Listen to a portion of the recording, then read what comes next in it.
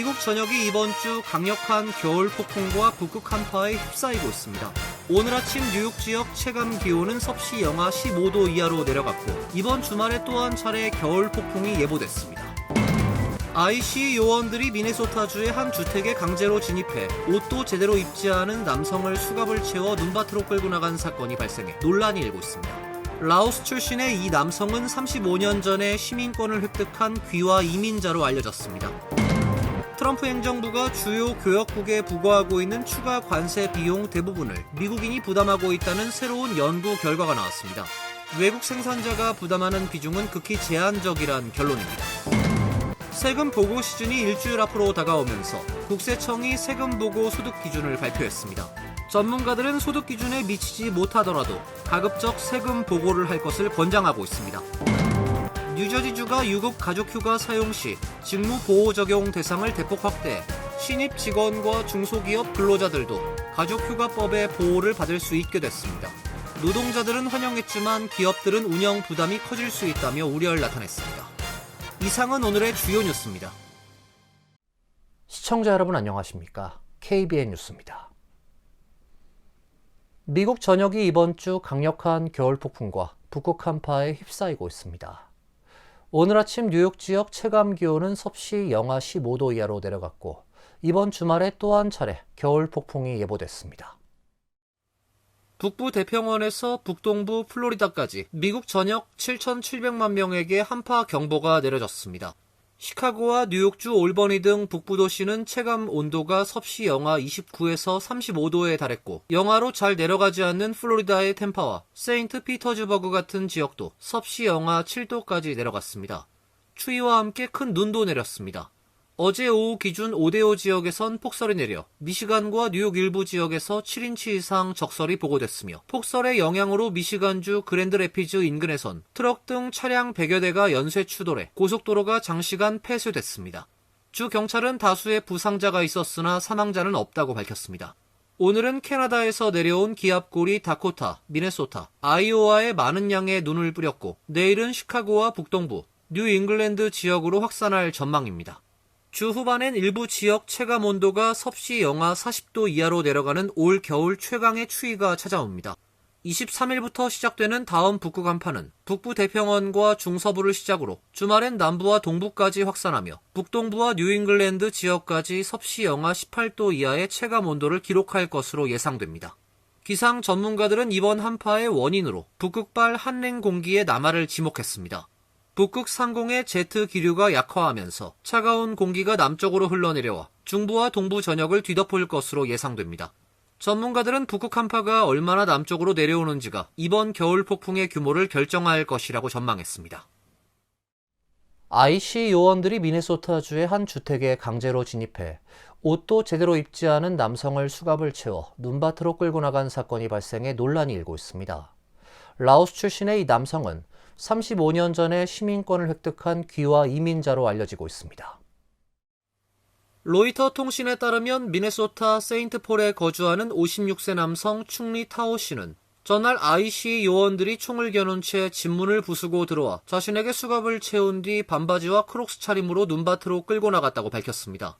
그는 이후 아무런 설명이나 사과 없이 집으로 돌려보내졌다며 두렵고 창피했고 너무 절망스러웠다고 말했습니다. 타오는 라오스 출신 몽족으로 1974년 가족과 함께 미국으로 이주해 1991년 시민권을 취득한 귀화 미국 시민입니다. 로이터 사진기자와 주민들이 촬영한 사진엔 담요로 몸을 가린 반나체 상태의 모습이 담겨있고 해당 사진은 SNS에 퍼지며 연방 요원들의 과잉 대응 논란을 키웠습니다. 미니애폴리스 일대에는 트럼프 행정부의 강경 이민 단속 정책에 따라 약 3,000명의 연방 요원이 투입된 상태입니다. 타오 가족은 성명을 통해 이번 사건을 불필요하고 굴욕적이며 깊은 정신적 상처를 남긴 일이라고 규정했습니다. DHS는 해당 주소에서 유죄 판결을 받은 성범죄자 2명을 수사 중이었다며 그곳에 거주하던 타오 씨가 지문 채취와 얼굴 인식을 거부해 구금됐다고 해명했습니다.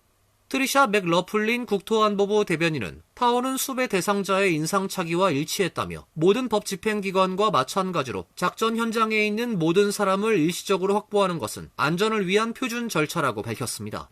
DHS는 현재 도주 중인 2명의 수배 전단을 공개하며 이들을 추방 명령 대상인 라오스 출신 불법 이민 범죄자라고 설명했습니다. 한편 미네소타 연방지방법원 캐서린 메넨데즈 판사는 지난주 트럼프 행정부의 일부 강경 단속 전술에 대해 가처분 명령을 내렸습니다. 판사는 무기 겨누기, 최루 스프레이 사용, 시위 참가자에 대한 체포 구금 위협 등은 시민의 헌법상 권리를 위축시킬 수 있다고 지적했습니다. 정부는 법원 판결에 항소했습니다. 트럼프 대통령이 그린란드를 미국에 병합하고 나아가 캐나다와 베네수엘라까지 합병하는 내용을 암시하는 합성 사진을 게시해 논란이 일고 있습니다. 트럼프 대통령이 SNS 트루스 소셜에 공개한 사진엔 트럼프 대통령이 성조기를 들고 그린란드에 서 있는 모습이 담겨져 있습니다. 그의 옆에는 그린란드 2026년부터 미국 영토란 문구가 적힌 팻말이 세워져 있으며 제이디 벤스 부통령과 마코 루비오 국무장관도 트럼프 대통령과 함께 등장합니다. 또 다른 사진엔 백악관 집무실에서 유럽 지도자들과 회동하는 장면이 담겼는데 옆에 놓인 게시판엔 미국 본토를 비롯해 캐나다, 그린란드, 베네수엘라 전역이 성조기로 덮인 지도 이미지가 그려져 있습니다.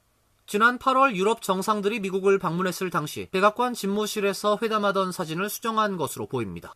트럼프 대통령은 해당 사진들과 관련해 별도의 설명이나 언급을 내놓지 않았습니다.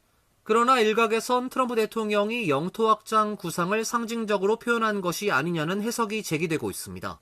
트럼프 대통령은 덴마크 자치령인 그린란드를 향한 공개적 관심과 발언을 이어가며 국제사회에서 논란을 불러일으키고 있습니다.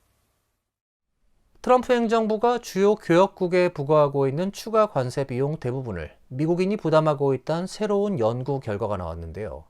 외국 생산자가 부담하는 비중은 극히 제한적이란 결론입니다.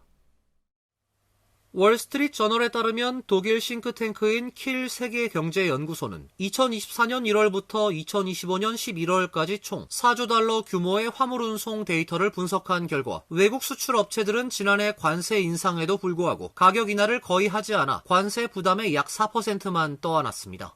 나머지 96%는 미국 수입 업체의 비용 증가와 소비자 가격 상승으로 이어지며 미국 내에서 흡수됐습니다. 이는 트럼프 대통령이 지난 1년간 재정 수입 확대와 외교정책 수단으로 도입한 관세가 외국에 의해 지불될 것이라고 반복 주장해온 내용과 배치됩니다. 힐 연구소 연구는 관세의 영향이 미국 소비자 물가 상승으로 이어질 가능성이 크다는 결론을 내놓은 것으로 예일대 예산연구소와 하버드 비즈니스 스쿨 경제학자들이 최근 내놓은 연구 결과와 맥을 같이 합니다. 이들 역시 관세 비용 가운데 외국 생산자가 부담하는 비중은 극히 제한적이란 결론을 내렸습니다. 킬 연구소는 관세가 무역 물량에도 상당한 영향을 미쳤다고 분석했습니다. 미국의 높은 관세에 직면한 인도 수출 업체들은 가격을 유지하는 대신 EU, 캐나다, 호주와 비교해 미국으로의 수출 물량을 18에서 24% 줄인 것으로 나타났습니다. 보고서는 관세는 외국 생산자에 대한 세금이 아니라 미국인에 대한 소비세로 작동했다고 결론지었습니다. 독일 빌레펠트대의 경제학자 율리안 힌츠 교수는 관세란 형태로 외국이 미국에 부를 이전한다는 것은 존재하지 않는다고 지적했습니다. 이어 지난해 추가로 거친 2천억 달러의 미국 관세 수입은 거의 전적으로 미국인들이 지불한 것이라며 이는 시간이 지날수록 미국의 인플레이션 압력을 키울 가능성이 크다고 덧붙였습니다. 다만 관세 비용을 누가 부담하는지는 시간이 지나며 달라질 수 있습니다. 힌츠 교수는 미국 기업들이 새로운 대체 공급처를 찾게 되면 해외 수출업체들이 관세 부담을 더 많이 떠안게 될 가능성이 있다고 말했습니다. 세금 보고 시즌이 일주일 앞으로 다가왔습니다. 국세청은 세금 보고 소득 기준을 발표했는데요. 전문가들은 소득 기준에 미치지 못하더라도 가급적 세금 보고를 할 것을 권장하고 있습니다. 2025년 소득에 대한 세금 보고 시즌이 오는 1월 26일 시작됩니다. IRS는 올해 세금 보고 소득 기준에 따라 독신 납세자는 연간 소득이 15,750달러를 초과할 경우 세금 보고를 해야 한다고 밝혔습니다. 65세 이상 독신자의 경우엔 최소 보고 소득 기준이 17,550달러로 상향 적용됩니다. 이처럼 연령에 따라 기준이 달라지는 이유는 표준 공제액이 노년층에게 더 높게 적용되기 때문입니다. 65세 미만 부부가 공동신고를 하는 경우 합산 소득이 31,500달러를 넘으면 보고 의무가 발생합니다. 배우자 중 한 명이 65세 이상이면 기준은 31,100달러, 2명 모두 65세 이상이면 34,700달러로 높아집니다. 다만 IRS는 소득이 이러한 기준에 미치지 않더라도 세금 보고를 고려할 필요가 있다고 강조합니다. 근로소득 세액공제, 자녀 세액공제, 교육비 공제 등 각종 세액공제를 받을 수 있는 경우 환급을 받을 가능성이 있기 때문입니다. 특히 원천 징수로 이미 세금을 납부한 경우 소득이 낮아도 세금 보고를 통해 환급을 받을 수 있습니다. 소득 외에 자영업 소득, 특정 연금, 이자 소득, 건강보험 보조금 관련 정산 등 추가적인 보고 요건이 적용될 수 있어 확인이 필요합니다. 국세청은 세금 보고 대상 여부를 사전에 점검하고 환급 가능성까지 고려해 준비할 것을 권고했습니다. 올해부터 연방정부의 오바마케어 추가 보조금 지급이 종료되면서 보험료가 급등한 가운데 뉴욕주에서 오바마케어 가입자는 감소한 반면 에센셜 플랜 가입자는 증가한 것으로 나타났습니다. 뉴욕주 보건국의 최근 데이터에 따르면 올해 건강보험 오바마케어에 가입한 뉴욕 주민은 20만 6,427명으로 지난해 같은 시점과 비교해 약 3% 감소했습니다. 반면 1월 초 기준 저소득 뉴욕 주민을 위한 공공건강보험 프로그램 에센셜 플랜 가입자는 전년 동기 대비 6% 늘어났습니다. 오바마케어 보조금 지급 확대 조치가 만료되면서 보험료가 급등해 많은 이들이 민간 보험 가입을 포기하거나 저렴한 옵션을 찾게 됐고 그 대안으로 상대적으로 비용이 낮은 에센셜 플랜에 가입하는 사람이 늘어난 것으로 풀이됩니다. 에센셜 플랜은 뉴욕주가 운영하는 공공건강보험 프로그램으로 메디케이드 수혜 기준보단 소득이 높지만 민간 보험은 부담스러운 저소득층에게 저렴한 의료 혜택을 제공하는 제도입니다. 뉴욕주는 지난해 에센셜 플랜 소득 상한을 기존 연방 빈곤선 200% 이하에서 250% 이하로 확대한 바 있습니다. 다니엘 드수자 주 보건국 대변인은 오바마케어 보조금 지급 확대 만료로 뉴욕 주민들의 보험료가 약 40% 급등했다며 높은 보험료로 일부 가입자들이 첫 보험료를 납부하지 않고 보험을 포기할 가능성도 있다고 우려했습니다. 한편 트럼프 대통령은 최근 오바마케어 보조금 종료에 대한 대안으로 새로운 건강보험 개편 구상을 공개했습니다. 해당 계획엔 처방약 가격 인하와 함께 정부가 소비자에게 직접 보험료 지원금을 제공하는 방식의 구조 개편 등이 포함됐습니다. 뉴저지주가 유급가족 휴가 사용 시 직무보호 적용 대상을 대폭 확대해 신입 직원과 중소기업 근로자들도 가족휴가법의 보호를 받을 수 있게 됐습니다. 노동자들은 환영했지만 기업들은 운영 부담이 커질 수 있다며 우려를 나타냈습니다. 17일 필머피 뉴저지 주지사는 퇴임을 앞두고 가족휴가법 개정안에 서명을 했으며 이로써 소규모 사업장 근로자들도 휴가 후 해고나 불이익 걱정 없이 직장에 복귀할 수 있게 됐습니다. 이번 개정의 핵심은 적용 기준 완화입니다. 기존엔 직원 수 30명 이상인 사업장에서 12개월 이상 근무하고 최근 12개월 동안 최소 1000시간을 일한 근로자만 직무보호 대상에 포함됐습니다. 그러나 개정안은 적용 사업장 기준을 15명 이상으로 낮추고 근속 요건도 3개월 이상, 근무 시간은 최근 3개월 250시간으로 크게 완화했습니다. 주 정부는 이번 조치로 약 40만 명의 근로자가 새롭게 보호 대상에 포함될 것으로 보고 있습니다. 뉴저지주는 그동안 가족 돌봄이나 출산 입양 시 사용 가능한 유급 가족휴가 제도를 운영해왔습니다. 하지만 직무보호 규정은 상대적으로 적용 범위가 좁아 특히 소규모 사업장의 근로자들은 유급휴가를 사용하더라도 복귀 후 해고나 불이익을 당할 위험이 있었습니다. 개정된 법에 따라 근로자들은 가족의 중증 질환 돌봄, 출산 또는 입양 후 자녀와의 유대 형성을 위해 24개월마다 최대 12주까지 가족휴가를 사용 가능하며 휴가 종료 후에는 동등한 직책과 임금, 근로 조건으로 복귀가 법적으로 보장됩니다.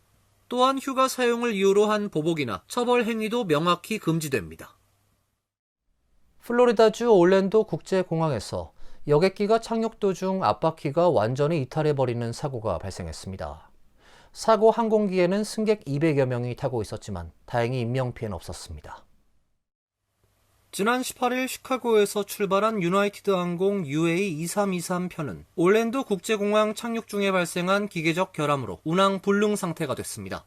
항공기엔 승객 200명과 승무원 6명이 타고 있었습니다. SNS에 올라온 영상엔 항공기 뒷바퀴가 활주로에 닿자마자 기체가 튀어오르면서 일시적으로 균형을 잃고 크게 흔들리는 모습이 담겼습니다.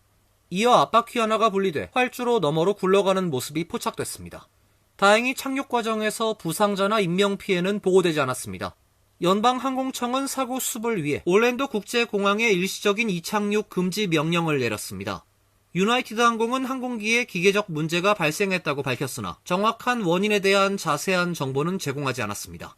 항공기 착륙 당시 폭우와 강풍을 동반한 악천후가 영향을 끼쳤던 것으로 보입니다. 국립기상청에 따르면 사고 당시 올랜도 공항에서 최대 시속 56마일의 돌풍이 불고 있었습니다. 이어서 간추린 소식입니다. IC는 오늘 텍사스주 엘페소에 있는 캠프 이스트 몬테나에 구금돼 있던 니카라과 출신 36세 불법 이민자 빅토르 마누엘 디아스가 숨졌다고 밝혔습니다. 사망한 디아스는 미네소타주 미니애폴리스에서 체포돼 구금시설 수용 중에 보안 요원에 의해 의식이 없는 상태로 발견됐고 14일 오후 4시 9분에 사망 선고가 내려졌습니다. IC는 사망 원인에 대해 자살로 추정된다면서도 공식적인 사인은 여전히 조사 중이라고 밝혔습니다. 지난해 8월 만들어진 캠프 이스트 몬테나에 수용돼 있던 불법 이민자가 숨진 것은 이번이 세 번째입니다. 지난해 12월과 지난 3일에 이곳에서 두 차례나 불법 이민자 사망 사건이 발생했습니다. 2028년 LA 하계올림픽 티켓 추첨 사전 등록이 시작 첫날부터 폭발적인 관심을 모은 것으로 나타났습니다. LA 올림픽 조직위에 따르면 지난 14일 사전 등록 개시 후 첫 24시간 동안 모두 150만 명이 넘는 신청자가 몰렸습니다. 이는 도쿄올림픽, 파리올림픽의 첫날 등록자 수를 모두 합친 것보다 많은 규모입니다. 티켓 추첨 등록은 미국과 한국 등 전 세계 150개국 이상에서 접수됐습니다. 티켓 구입을 위한 사전 등록 기간은 오는 3월 18일까지 이어집니다. 등록이 마감되면 신청자들은 이메일을 통해 실제 티켓 구매가 가능한 시간대 배정 여부를 통보받게 됩니다. 개막식과 각 종목 경기 티켓은 $28부터 시작되며 전체 티켓의 약 3분의 1은 $100 이하로 책정될 예정입니다. 뉴저지 베트남 참전 전우회가 지난 17일 포트리 레크레이션 센터에서 통합 2026 신년 할애식을 개최했습니다. 대한민국 월남전 참전자회, 미주총연합회, 뉴저지 지회와 뉴저지 베트남 참전 전우회, 뉴저지 재미 월남 참전 전우회 등 3개 단체로 나뉘어 활동했던 단체들은 2025년 12월 마지막으로 3개 단체가 거듭나는 전우회가 되기 위해 통합했다며 서로 존중하고 배려하는 전우회, 빛나는 전우회를 만들어 한미 동맹과 조국 통일 그리고 세계 평화에 기여하겠다고 발표했습니다. 행사에 참석한 존 호건 버겐 카운티 클럭은 세계 단체 통합을 축하했으며 펠팍 폴김 시장은 감사의 표시로 $1,000를 전달했습니다. 뉴욕 민권센터 시민권 시험 준비반 등록이 시작됐습니다. 수업은 오는 28일부터 4월 8일까지 매주 수요일 오후 4시부터 6시까지 진행되며 수업 장소는 플러싱에 위치한 뉴욕 민권센터 사무실입니다. 수업 내용은 시민권 인터뷰 준비 및 지난해 개정된 시민권 시험 예상 질문 128개 학습, 영어 읽기 및 쓰기 연습 등으로 구성됩니다. 등록 및 문의는 민권센터에 전화 및 이메일로 신청하면 됩니다. 환율과 증권 소식입니다.